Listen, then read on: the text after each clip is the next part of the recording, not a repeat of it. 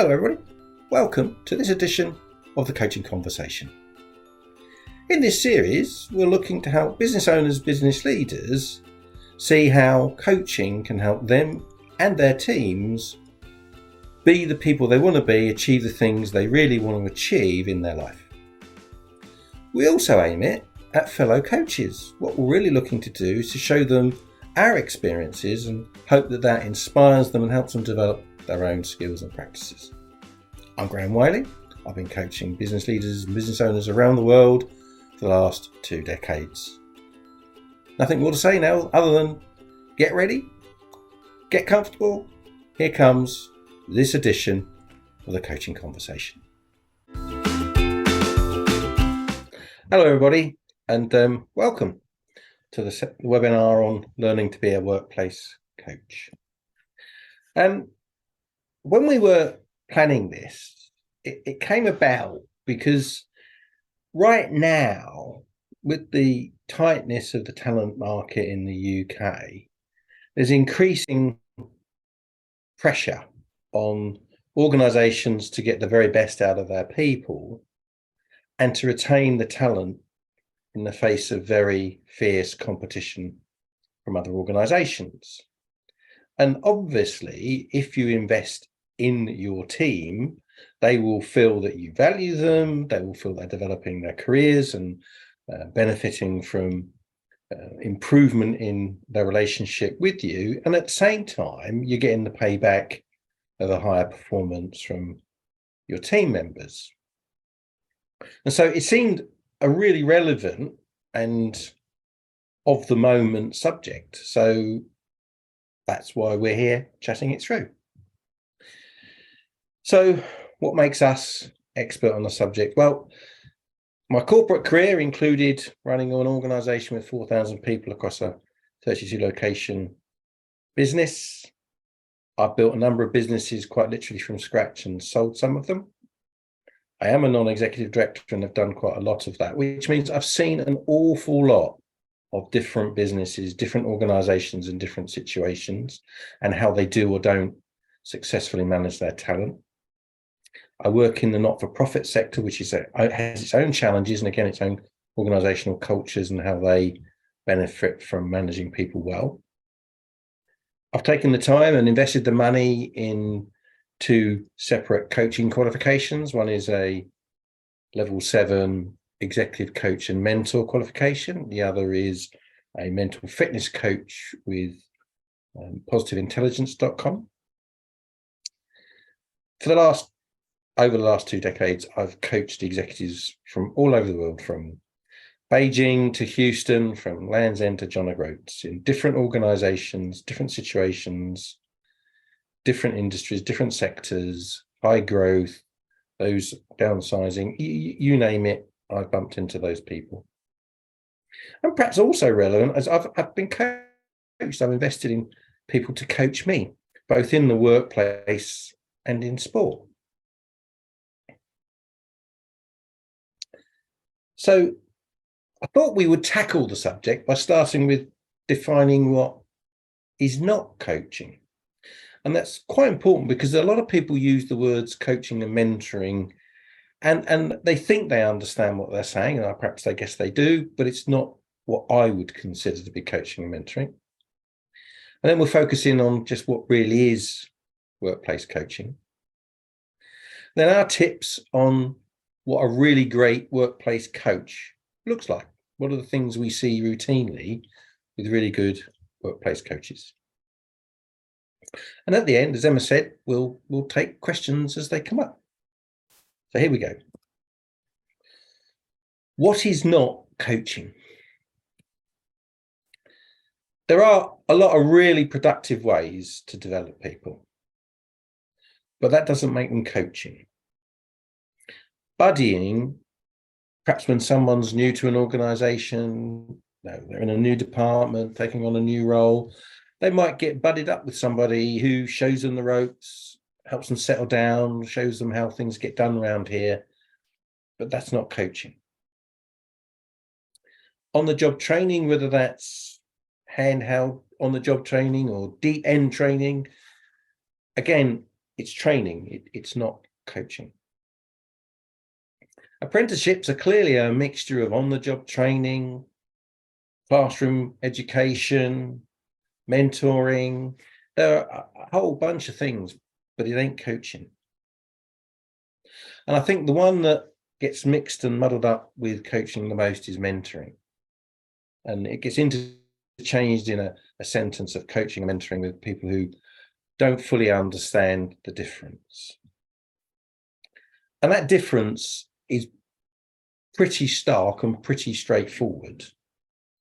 A mentor is somebody who has knowledge and experience of a subject, a situation, a skill, and they help somebody learn from their experience. They share their experience. And in reality, that's a form of training. It's very effective. It's a very useful tool, but it's not coaching. To all intents and purposes, the mentor is answering the questions and taking some responsibility from the coachee, from the learner. A coach, on the other hand, is there to help the coachee work it out for themselves by, amongst many other things, asking them questions. Effective workplace coaching, then, is a very structured program. It has a start, it has an end. It has objectives and goals. The coachee is looking to develop skills or experiences and knowledge insight between the start and the end. So it's a results-based program.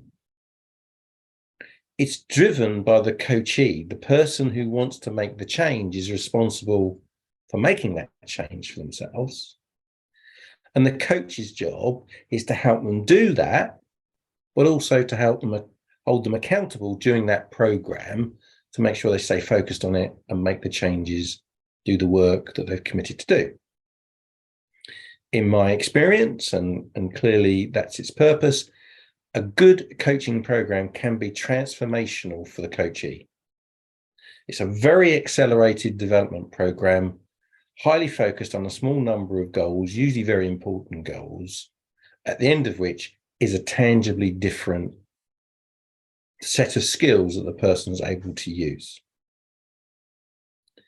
It can be delivered on a one-to-one individual basis, and it can be delivered in a group or a team environment. And I think one of the most important things is it's not easy, especially for the coachee. This is not a comfort zone, easy piece by piece step functional change. This is big transformational change for the individual or for the group.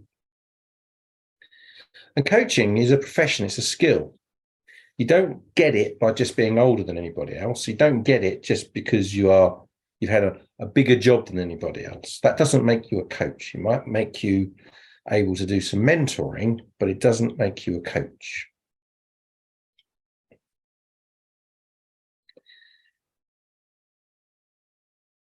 So the heart of coaching is change.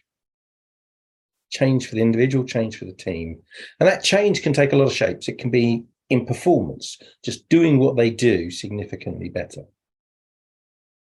It can be to acquire very specific skills, some of them very tangible, financial management skills, man management skills, softer skills like interpersonal skills.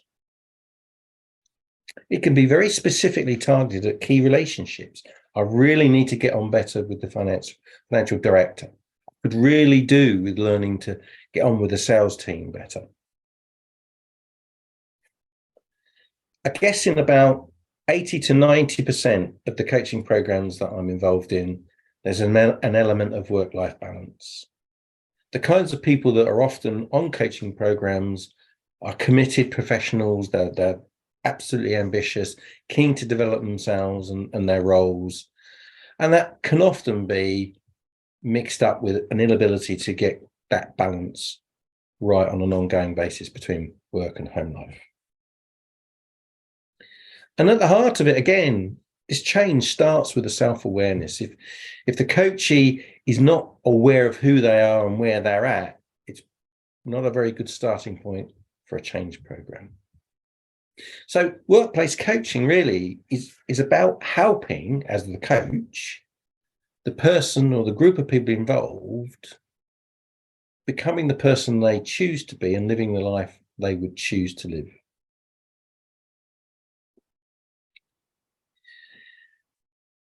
Turning to perhaps some of the other aspects of coaching in terms of the parties involved, there is the sponsor, the company, the man paying the bill, the lady paying the bill, that they're expecting return on investment, that they are expecting this person to be better at stuff at the end of the program.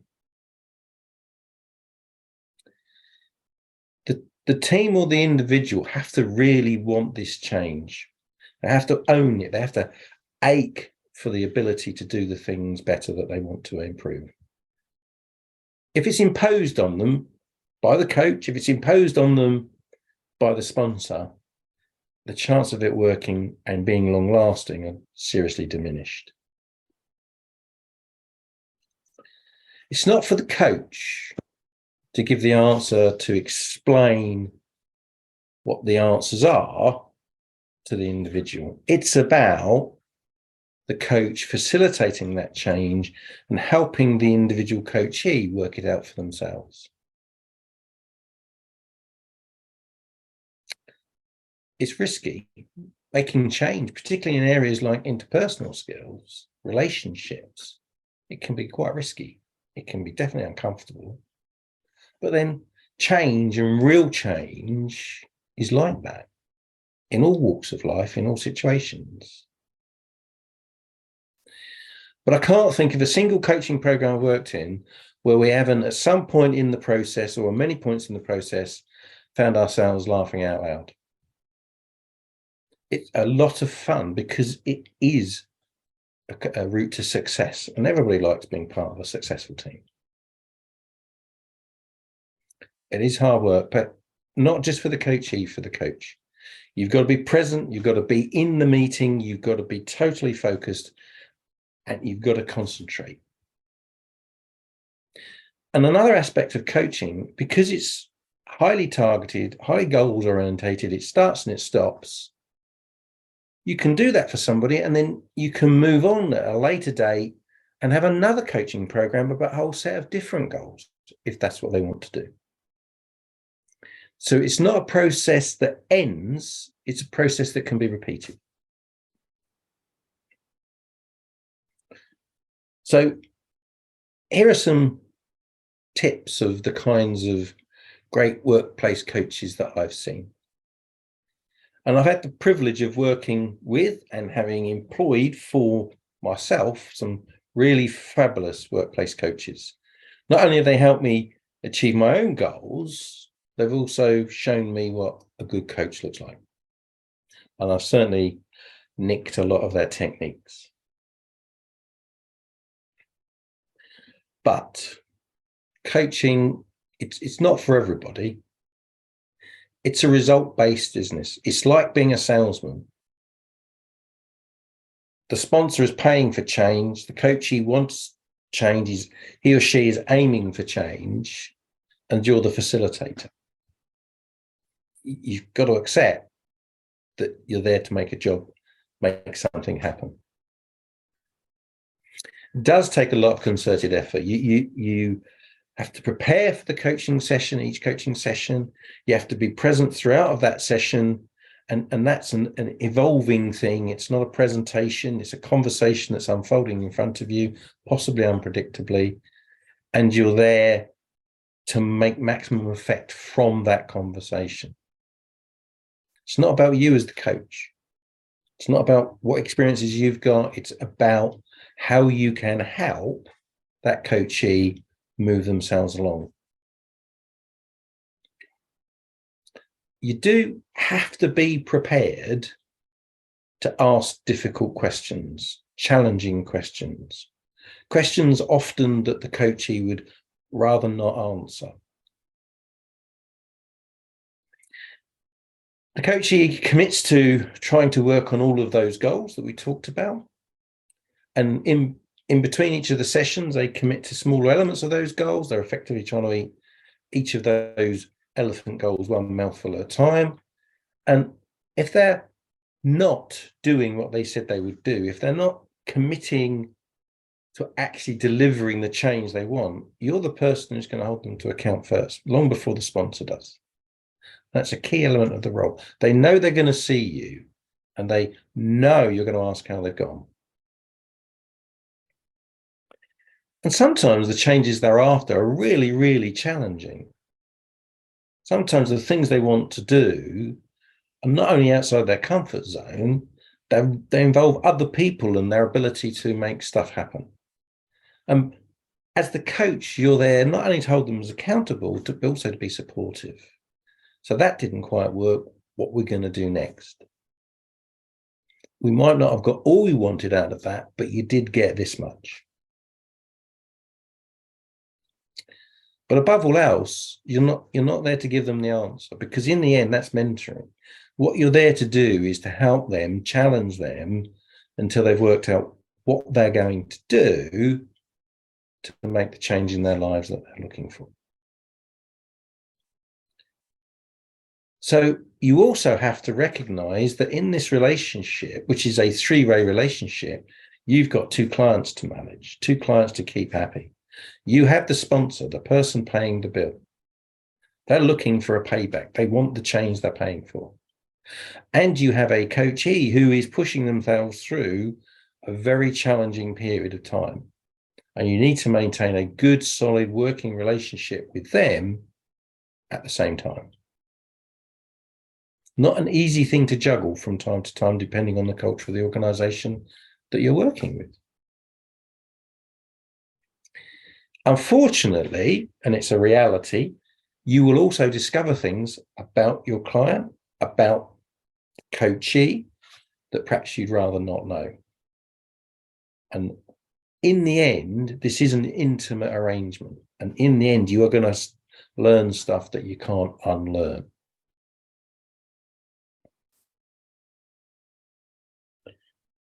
Coaching is a profession. It's like learning to be a salesman. It's like learning to be a solicitor. It's like learning to be an accountant. There are skills, there are books to read, there are courses to go on.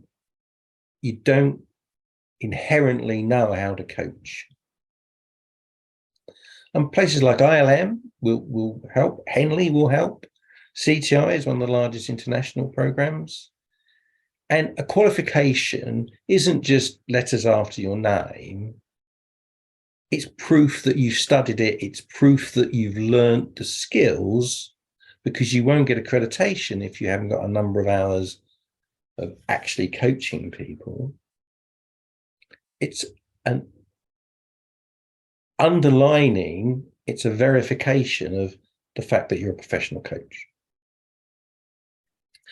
And coaching are skills that you develop over time as well as through the study. And it doesn't matter whether you start having had a very senior job or very long career, or whether you're starting out as a relatively junior person. Anybody can learn to be a coach, because you don't have to have the answers. That's not the point. It's really important that you understand how these programs work, what will work, what won't work. There is a beginning, there is an end, there are goals, there are the sessions in between. Because when you're talking to people, you are not only their coach, you're also their guide, and you are taking them through the program.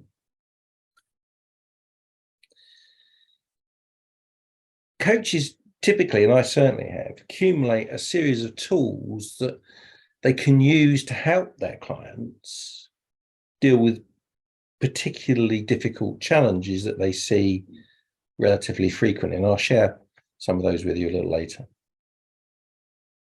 It's totally legitimate to be an in-house coach as well as an external coach, provided you're able to be detached, provided the culture of the organization allows you to be independent, provided the culture of the organization respects things like confidentiality between the coach and the coachee. And coaching is something that you can readily do alongside other stuff, whether internal or external. I run some businesses, I have my non-exec roles, and I do a lot of coaching. About a third of my time is spent coaching mainly individuals, but occasionally teams. Here's an example, or some examples of the kinds of tools I've accumulated over time to help coachees with specific recurring challenges. So those of you not necessarily familiar with the Johari window, I'll show it to you in a moment, but it's a way of helping a client think about how they might prioritize their work. I've got some tools around good delegation. Things like time management and so on often lead to the fact that they're not good delegators. And that rolls over also into time management techniques. I've got some tools about helping people that people can use to help them become very effective in the way they manage their time. Oddly, techniques around helping people celebrate success is as important as holding them accountable. Often people who are busy working in their day job, then alongside it doing the coaching program and trying to develop themselves, lose sight of how far they've come. They lose sight of how much progress they've made so far, even though they haven't finished the program. And another aspect to this is tools to help people realize that they might be in a very difficult, toxic culture, a culture that's not helpful to their personal development. And how do they make the most of that? How do they deal with those kinds of challenges? Places that aren't prepared to invest in their training other than in the coaching program. Places where they're not allowed to make mistakes, so therefore they can't take risks. How do they manage a coaching program where they're learning something new and clearly there's a risk to that? So this is the example of the Johari window and the prioritization. It's called a window because it's got 4 panes. Everybody has got a job list. And if you chose to, you could go through that list and put them into one of those 4 boxes. Clearly, the most important box is the top right, urgent and important. And this tool helps your client, your coachee, understand where they should be focusing their time in order of prioritization. You might think that important but not urgent is the next most important, but that's probably not right. It's probably urgent but not important. It's urgent to somebody else, not important to you, but the quicker it's off your desk, the freer you're going to be.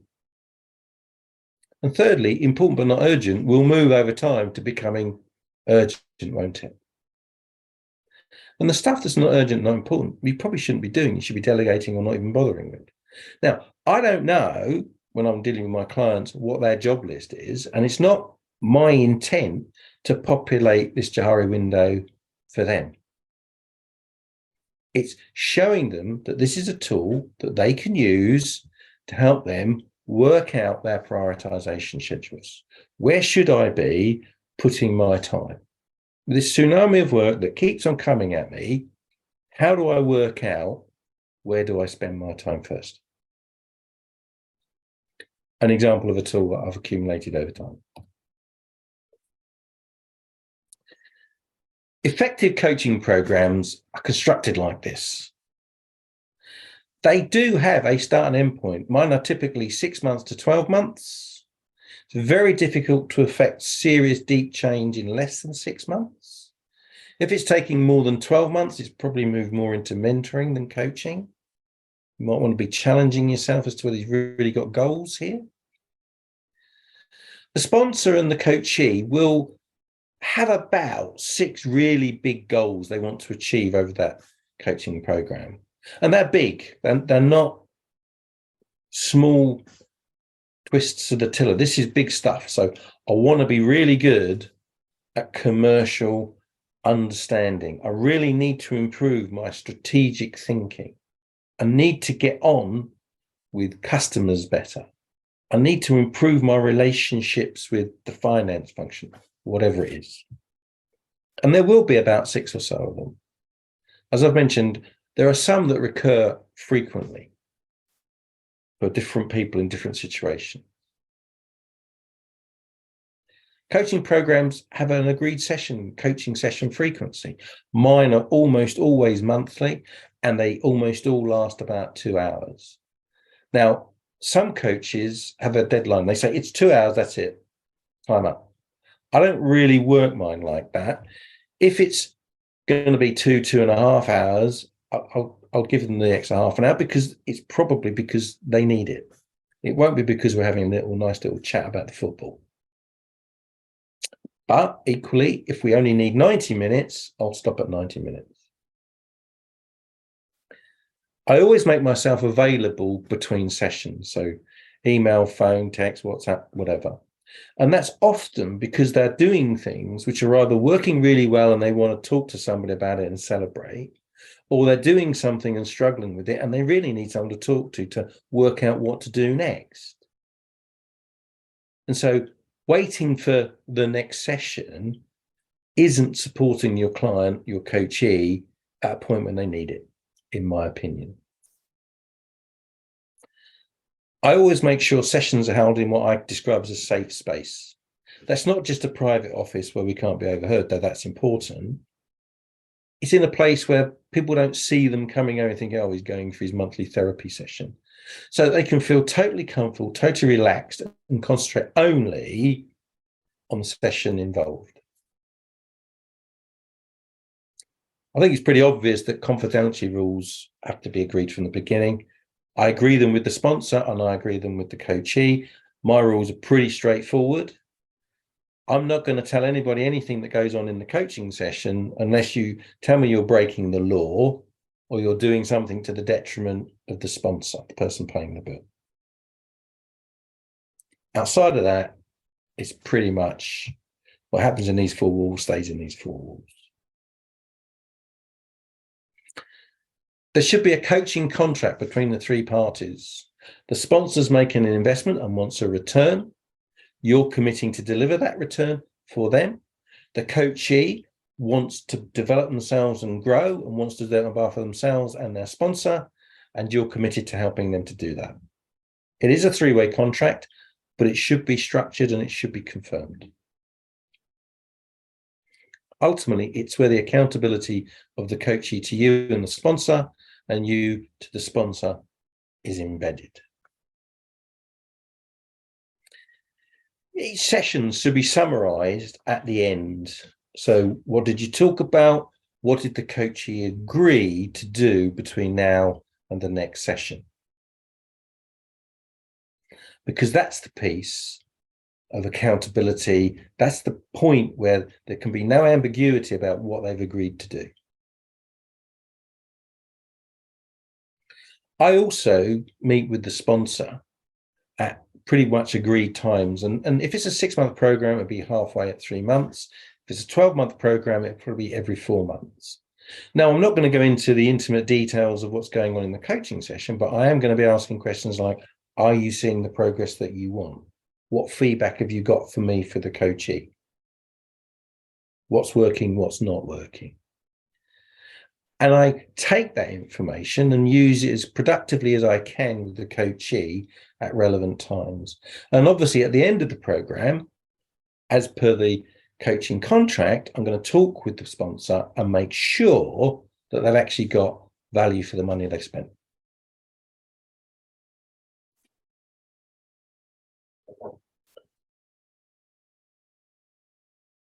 It's an important point at the very beginning of the program, even before the program starts, that coachees and sponsors really understand the change that they want. If they really got an idea of what it is they really want to achieve. Now, in my experience, that takes quite a bit of chatting through. And in my experience, there's a huge amount of overlap. The coachee and the sponsor know each other really quite well, and they know the areas that they want to work on. They might use different words, but broadly speaking, there's a lot of overlap. But again, in my experience, sponsors have a small number of things, but they're very important to them. And the coachee will have 2 or 3 other extra things they'd also like to fold into the scheme.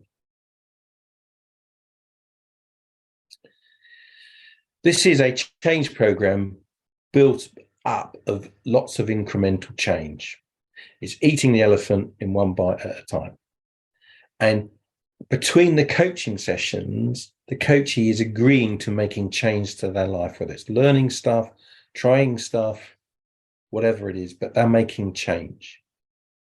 And those individual pieces add up over time to a significant transformation. It's really important that great coaches ask difficult questions productively. It's very easy to ask difficult questions in what looks like criticism, what lands like accusation, and that's not its purpose. Questions need to be really quite open. You don't want answers that are yes or no. You want to encourage the coachee to think things through, to really weigh up why he or she is where they are or what their options really are. And that means that the coach has to be very, very good at active listening. You've got to be really inside the conversation as well as asking the questions. Where do you go next with the challenge, with the discussion?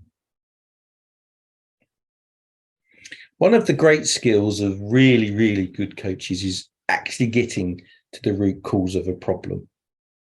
What is it that's really going on that's creating this symptom they're trying to deal with? Is it a lack of training? Is it a lack of experience? Is it a lack of confidence? Is it imposter syndrome? Is it bullying? What is it? What's really going on? And because this is a transformational program and you are doing it in incremental pieces, that doesn't mean those incremental steps are tiny. It means they're steps. And some of them can be really difficult steps, particularly if you're dealing with the emotional intelligence area or the interpersonal skills area, where they've got to learn to experiment with dealing with people differently.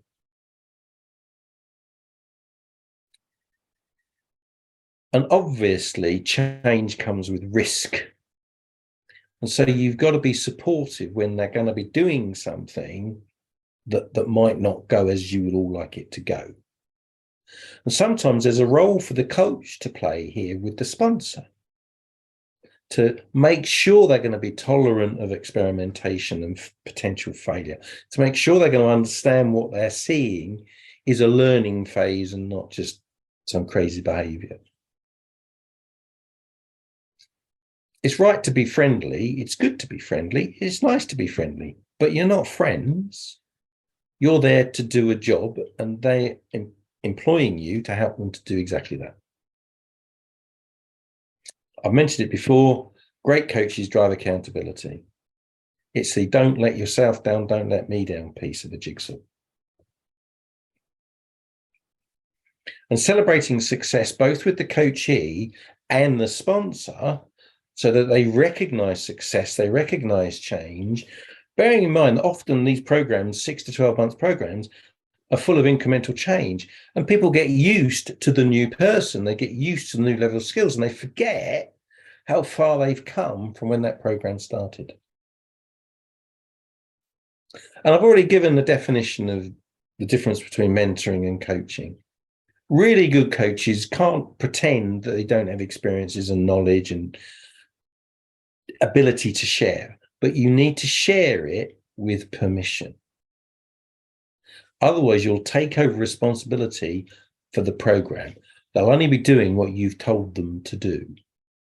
And the way I would deal with that is I would say to them, would you like me to share with you the experience I have and I've seen other people do in this situation? I've seen other things happen like this. Would you like to know more about that? But I deliver it in a way which is not the answer, it's an insight.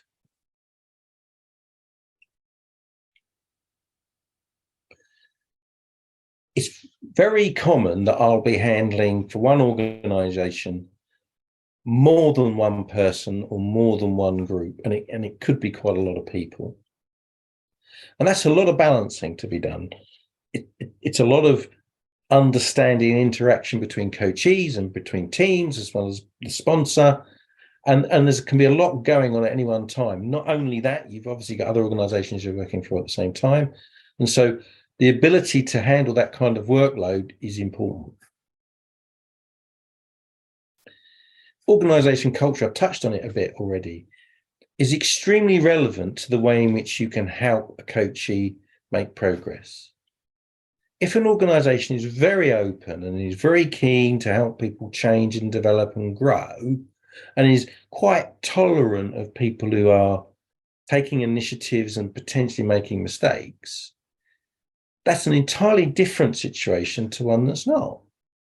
Doesn't mean the coaching won't work. It means the coachee needs to go about it in a more cautious or a different kind of way. Coaching programs aren't set in stone, and the original 6 or so goals and objectives might get achieved, or the need for them may change over time, and you might substitute them with some new ones. And it's for the coach to help the coachee get what they need from the program at the same time as making sure the sponsor's getting what they paid for.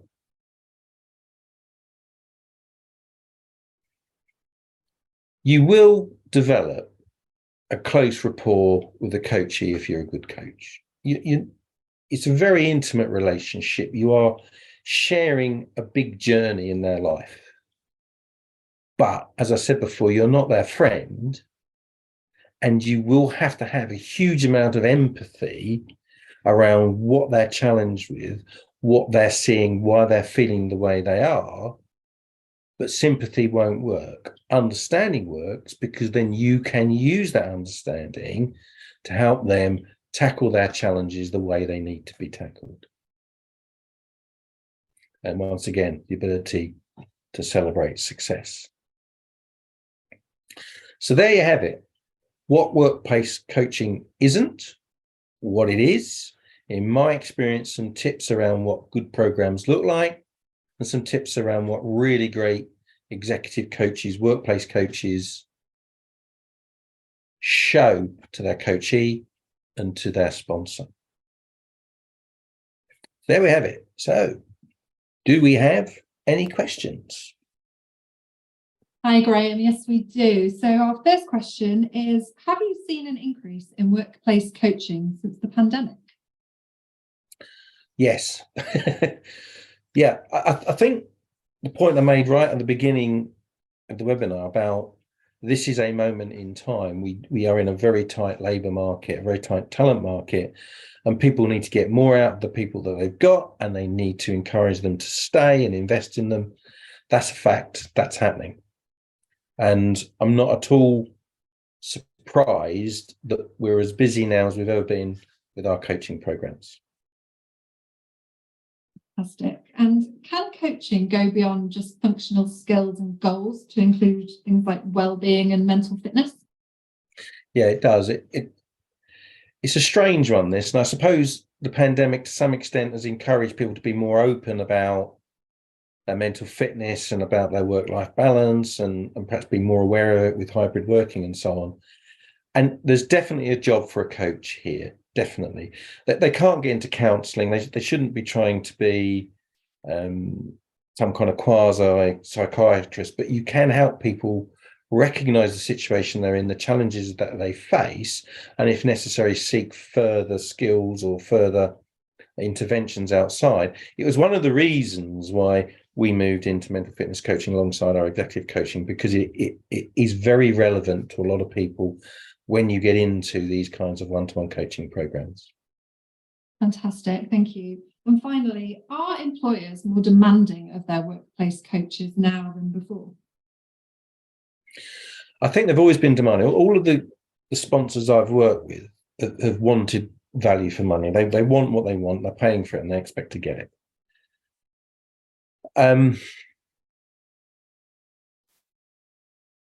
I think they're more tolerant in the sense that they see it as a more of a two-way street. They are investing in their people. They do want change, but at the same time, they're recognizing that they're doing it to keep people, to help people get more out of the work that they're doing with them. I think they're also perhaps more knowledgeable of what coaching can deliver. And so demanding perhaps is not quite the right word, that they've got a better insight to what they can expect, and therefore the questioning, the delivery around it is better. Fantastic. And we have just had one question through on our chat. So it's, is there a level of management where coaching becomes more appropriate than mentoring? What does that look like? Is there a level of management where coaching becomes more appropriate than mentoring? I think the more senior you get, so chief executive, chairman, board level, mentoring becomes less directly relevant, because it's a bit like trying to mentor Usain Bolt. You can't mentor Usain Bolt. He's the fastest man on 100 meters. No one knows how to run faster than him. But you can coach them. You can help them work out how they're going to get incrementally better at what they do, whether it's even just mindset.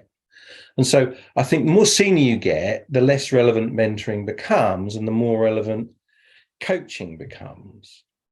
And I think if you perhaps move down not just to level of seniority, but you move to level of experience, new people in new roles might need more mentoring than they need coaching. They might need more of a helping hand with the how than the coaching.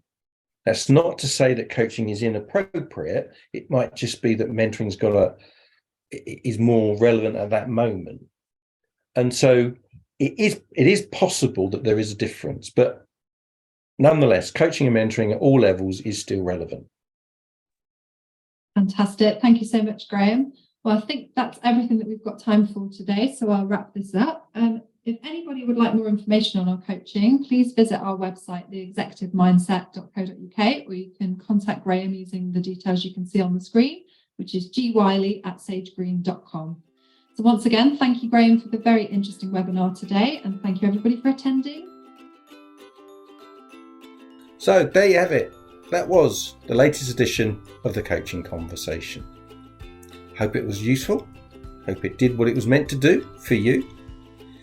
If you want any more information about our coaching practice, it's at the executivemindset.co.uk.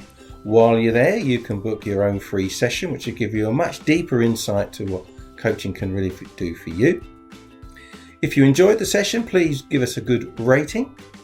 And if you want to reach out for further information, do email me at theexecutivemindset@sagegreen.com. That's about it for this time, and look forward to seeing you next time. Bye.